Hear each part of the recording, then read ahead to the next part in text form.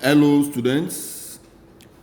My name is Shesi George from Georgian Theory Concepts.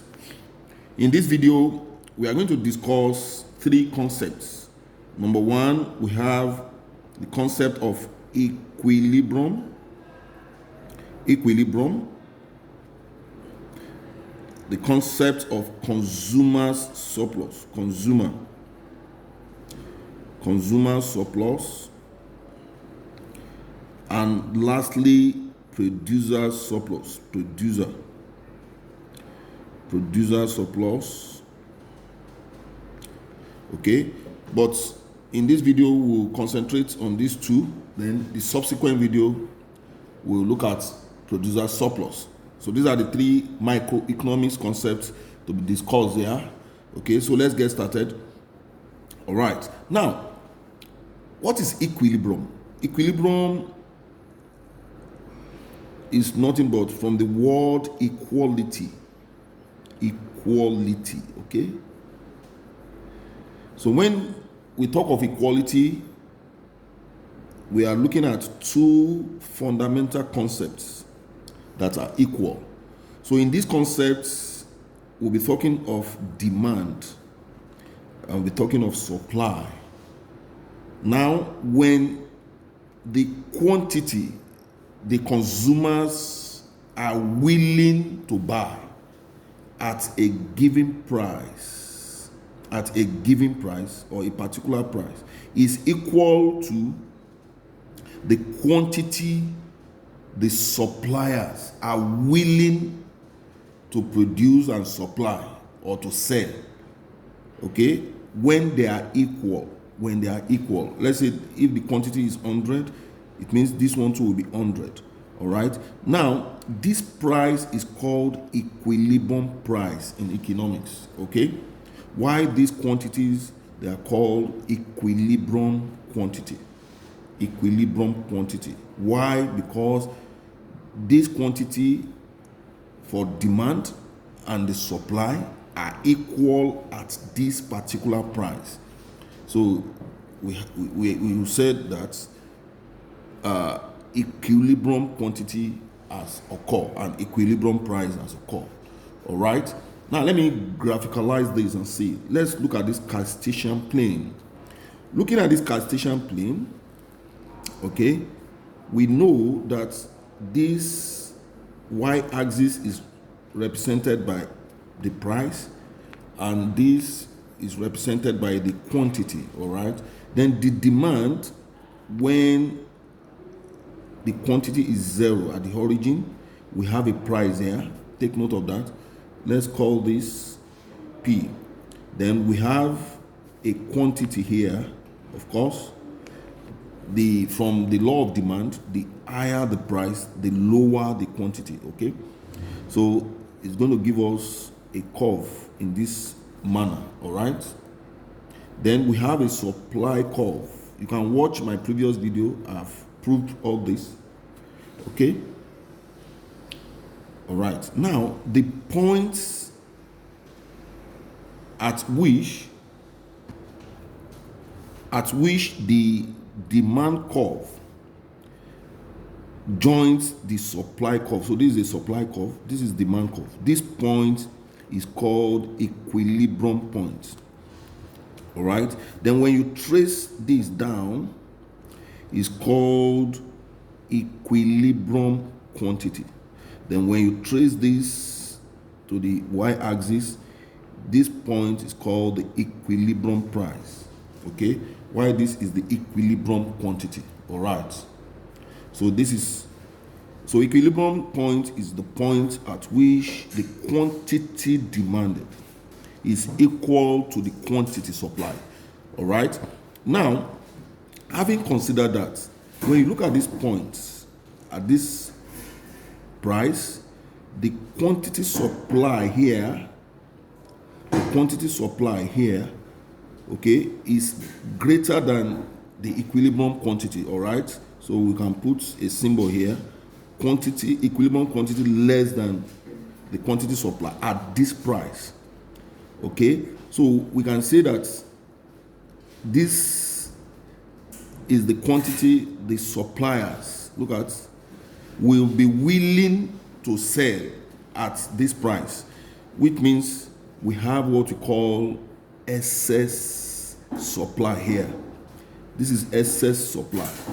When the quantity supply is more than the quantity demanded. So when you look at this, look at the quantity demanded.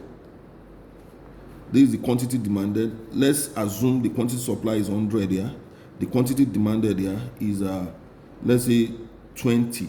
So there is an excess supply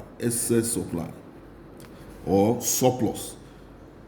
In contrary, when the quantity demanded, when you look at this curve, is 100. The quantity demanded is 100, but the willingness, what the supplier are willing to supply at this very price is lower than what is demanded. Of course, we have excess demand. All right, excess demand.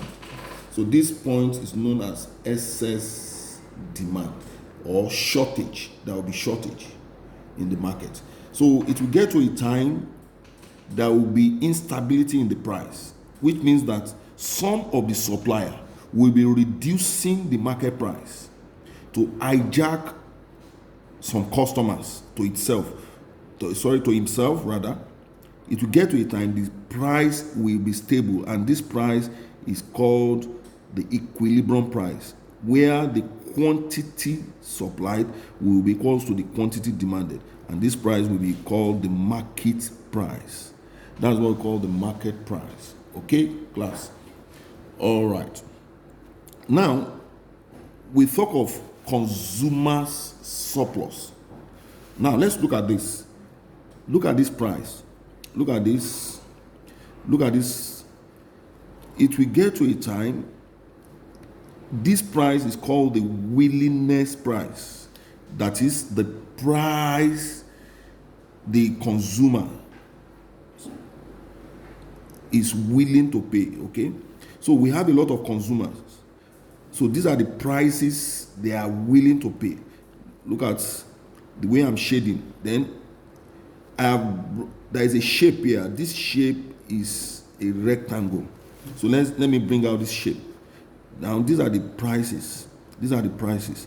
So which means that the consumers are willing to pay this price, but the market price remain lower than what the consumers are willing to pay. So this is called consumers surplus. This is called consumers surplus. They are the benefits, is an economic benefit to the consumers. They are willing to pay this price, but the market price, the actual price they pay for the product is this market price, but they are willing to pay this price. Okay, so bringing out this shape, how do we calculate it? Let me bring out this shape. This shape is known as rectangle. In our basic mathematics, if you want to calculate the area, this is area of a rectangle, is half base times height. Okay, don't forget, half base times height. Now this is our height. So from here we have the willingness price. This point represents the willingness price, while this point represents the equilibrium price. Okay, then this point represents our equilibrium quantity. Okay, here represent our equilibrium quantity.